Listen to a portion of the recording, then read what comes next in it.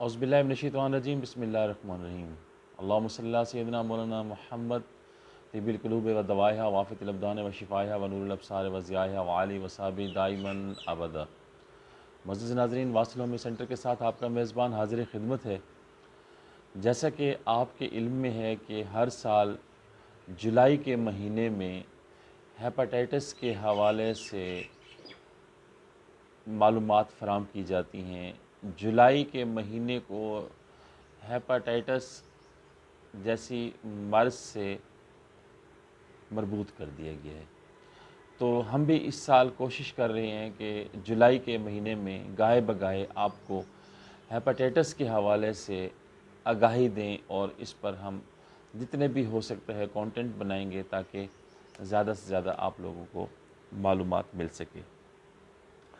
तो हेपेटाइटिस के इंट्रोडक्शन के हवाले से अगर हम बात करते हैं मुअज़्ज़िज़ नाज़रीन, तो हेपेटाइटिस बुनियादी तौर पर जिगर के वर्म को कहा जाता है।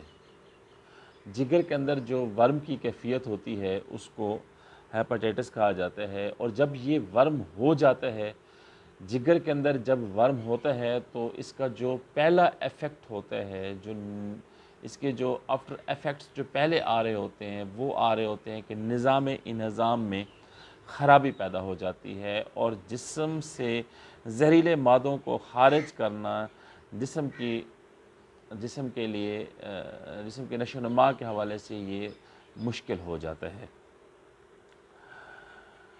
और जब जिगर में वर्म हो जाता है तो ज़ाहिरी बात है कि जिगर अपना जो फ़ेल है वो दुरुस्तगी से अदा नहीं कर पा रहा होता।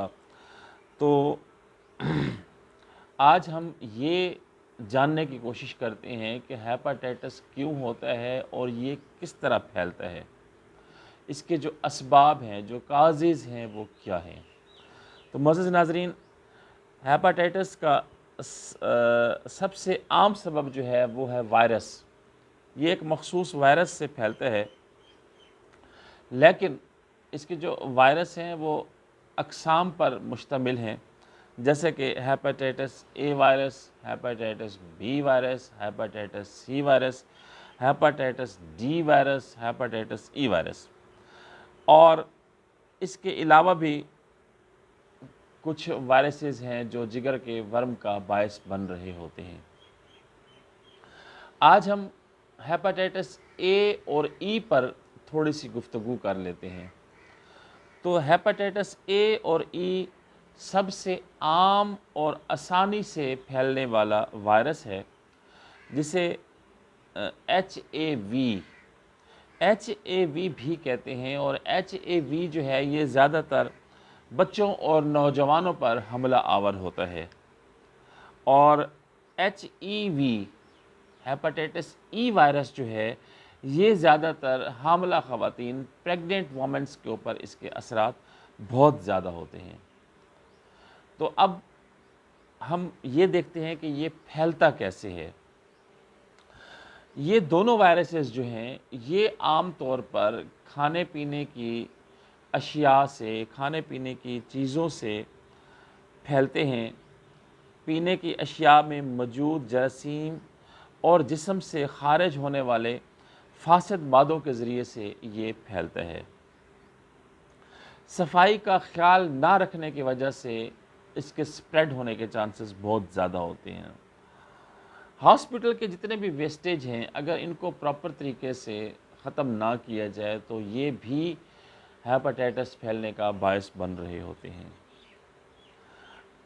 हेपेटाइटिस से बचा कैसे जा सकता है, बचाव की जो एहतियाती तदाबीर हैं वो क्या हैं जिन पर हम अमल करें तो हेपेटाइटिस ए और ई से हम बच सकते हैं।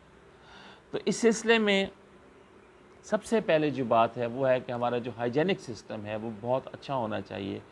सफाई का ख़ास ख्याल रखना चाहिए। खाने पीने की चीज़ों को ज़्यादा देर तक खुला नहीं रखना चाहिए। पीने का साफ़ पानी इस्तेमाल करना चाहिए। हमेशा बॉयल वाटर ही इस्तेमाल करना चाहिए, जिससे कि हेपेटाइटिस के फैलने के असरात बहुत कम हो जाते हैं। फासिद मादों के अखराज के बाद हाथों को बहुत अच्छे तरीके से धो लेना चाहिए और हॉस्पिटल वेस्टेज को بہترین طریقے سے ڈسپوز آف کرنا چاہیے تاکہ اس کے ہیپاٹائٹس کے پھیلنے کی وجوہات کم سے کم ہو سکیں۔ اب ایلوپیتھک طریقہ علاج میں تو اس کے جو ہے وہ احتیاطی ویکسینیشنز بھی ہیں، جو مطلب ہے پہلے سے لگا دیا جاتا ہے اور لوگ ہیپاٹائٹس سے بچ جاتے ہیں، پریگننٹ خواتین کو بھی لگتی ہیں اور بچوں کو بھی لگا دیے جاتے ہیں۔ لیکن ہومیوپیتھک میں جب ہم آتے ہیں تو ہومیوپیتھک میں ہمارے پاس بہتر سے بہتر علاج موجود ہے، لیکن میں یہاں آج آپ کو یہ باور کروا دینا چاہتا ہوں کہ ہیپاٹائٹس اے اور ہیپاٹائٹس ای جان لیوا نہیں ہیں، خطرناک بیماریاں نہیں ہیں۔